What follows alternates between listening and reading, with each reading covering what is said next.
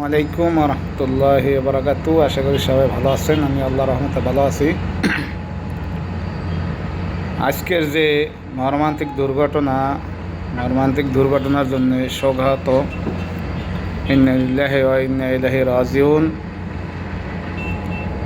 মর্মান্তিক দুর্ঘটনার জন্য আমরা সবাই শোকাহত, মর্মাহত। যে রাজধানী উত্তরায় যে একটা প্রশিক্ষণপ্রাপ্ত বিমান বিধ্বস্তের ঘটনায় এখন পর্যন্ত 19 জনের খবর দেখলাম পত্রিকায় যে মারা গেছেন এবং প্রায় 200-র মতো আহত আছেন। এর ভিতরেও অনেক বেশি আশঙ্কাজনক আছে। এজন্য মহান আল্লাহ সুবহানাহু ওয়া তাআলার কাছে আমরা যারা মৃত্যুবরণ করছে তাদেরকে যেন আল্লাহ মাফ করে দেন, তাদেরকে জান্নাতুল ফিরদাউস নসিব করুক, এবং যারা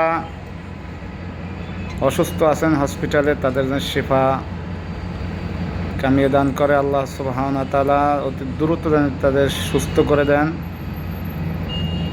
আমরা সবাই দোয়া করি ইনশাআল্লাহ। দেশ এবং দেশের বাইরে যারা দেখছেন এবং শুনছেন সবাই সবার জায়গা থেকে আপনারা দোয়া করবেন সবার জন্য। বিশেষ করে আজকে যাদের মর্মান্তিক দুর্ঘটনা হয়েছে এই জন্য সবাই বিশেষ করে দোয়া করবেন। এই ধরনের দুর্ঘটনা থেকে আল্লাহ সুবহানাহু ওয়া তাআলা যেন আমাদের বাংলাদেশকে হেফাজত করে, বাংলাদেশের মানুষকে যেন হেফাজত করে, কোনো রকম বিপদ আপদ ছাড়া সুস্থ সবল রাখে। এখানে বলা হইতেছে যে পুরানো বিমান, এই জন্য অনেক পুরানো বিমান বিধ্বস্ত হয়েছে বা নষ্ট হয়েছে, ধ্বংস হয়েছে। এখন দেখা যায় এটা আল্লাহর হুকুম ছাড়া গাছের পাতাও লড়ে না। এখানে কার দুর্বলতা কার সফলতা এটা এখন বিচার করার বিষয় না। এখন বিচার করার বিষয় হইলে যে যারা আহত আছে তাদের সুচিকিৎসা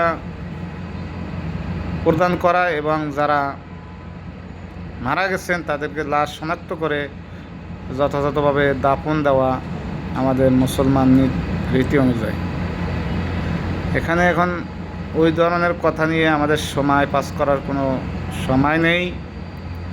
আমরা সবার জন্য দোয়া করব ইনশাআল্লাহ। আর যতটুক পারি যার জায়গা থেকে আমরা যদি এই আহত এবং নিহত ফ্যামিলির পাশে আমরা দাঁড়াইতে পারি, এটা হইলে আমাদের জন্য বড় একটা সহানুভূতি দেখানো হবে। কারণ বিপদগ্রস্ত অবস্থায় যেই থাকুক না কেন তার পাশে দাঁড়ান, তার পাশে যাওয়া, খোঁজখবর নেওয়া, এটা অনেক বড় একটা কাজ।